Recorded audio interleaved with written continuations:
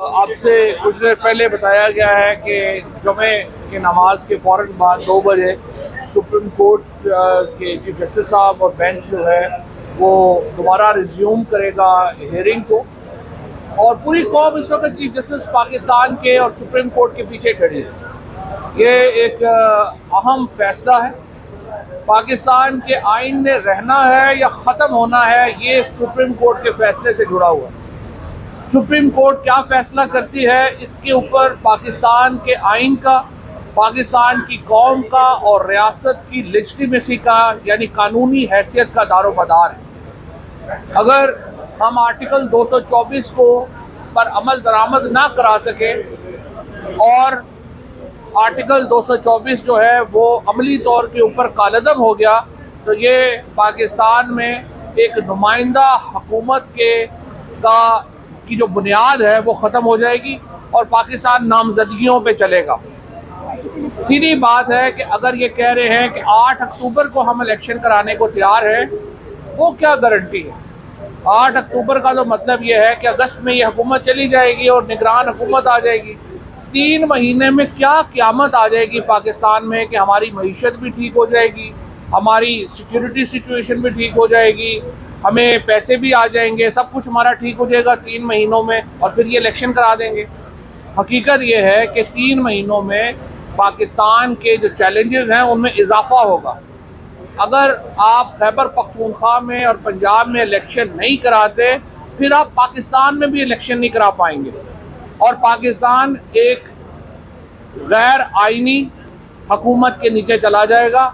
उसे चाहे martial law कहें या कुछ और कहें, मर्जी आपकी, जो उसका नाम आपकी मर्जी से।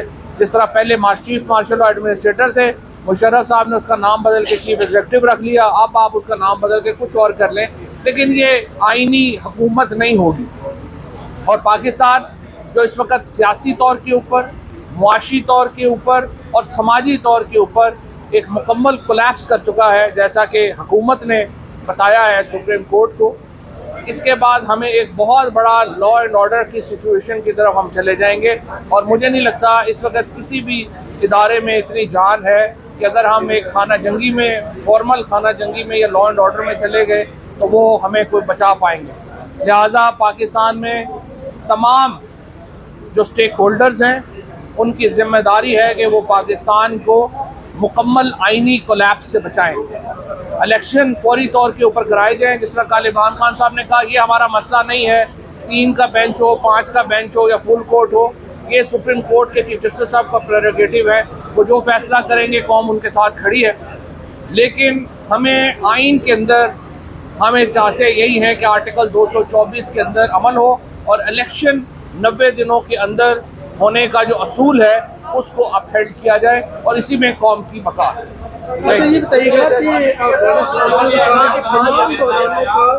जो जन्म लेते हैं वो इमरान खान से लेते हैं, आप क्या समझते हैं? मौजूदा प्रधान भी वो उनके ऊपर सर देखिए, ये तो एक अहमकाना बात है। इमरान खान पाकिस्तान के लोगों की एक सोवरेनिटी का सिंबल है।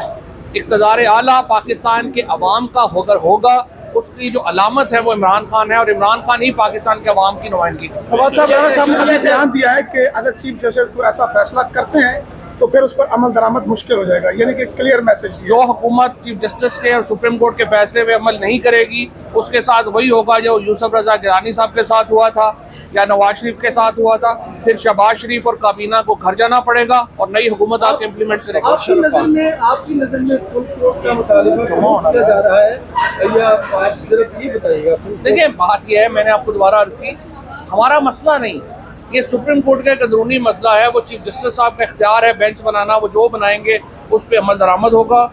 हुकूमत आर्टिकल 187 के तहत, 190 के तहत मुकम्मल तौर के ऊपर आइन में ये बाउंड है कि सुप्रीम कोर्ट के हुक्म के ऊपर अमल दरामद हो और जो हुकूमत अमल दरामद नहीं करेगी वो घर जाएगी, नई हुकूमत आएगी वो अमल दरामद करेगी।